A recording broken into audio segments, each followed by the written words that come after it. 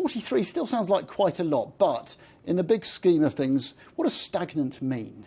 I think in the terms of this research, this is showing what surveyors all across the country feel about the market, and there just hasn't been much movement in terms of transactions.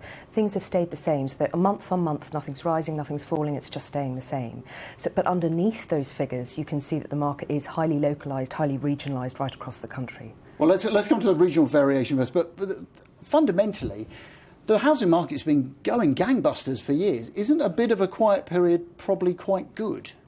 Well, we've seen a lot of transactions, but actually transaction levels have never recovered to the levels that we saw before the financial crisis. And we had a big spike in activity before that additional stamp duty was introduced in March last year. And again, transactions have never got to the levels that we saw at that massive peak in the market.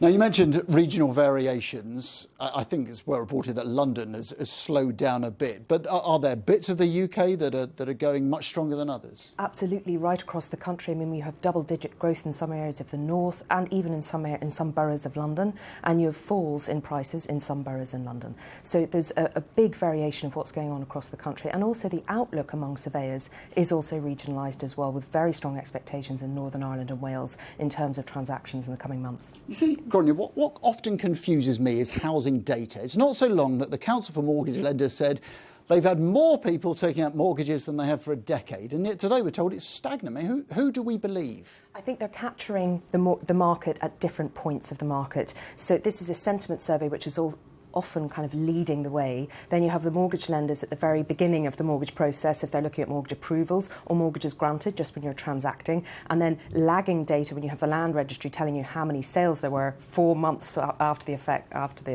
when it happened. So you have a different snapshots going on all the time of the market. And how much of this data is affected by policy? I mean, I read clearly that buy-to-let landlords, their perception has changed a lot recently, right? You have the government policy has a big impact on the market. So you have buy-to-let landlords having to review their portfolios because their tax situation has changed. You have liquidity in that second-hand market. So you mentioned earlier the homes available for sale is down at record lows, and people are less willing to move now because the cost of moving has risen. The tax burden for moving is rising, and so it's more expensive for people to move. So you've got a kind of second-hand market which is more liquid than it was certainly 10 years ago. Grainne, many thanks to you, Grainne Gilmore, there from Knight Frank.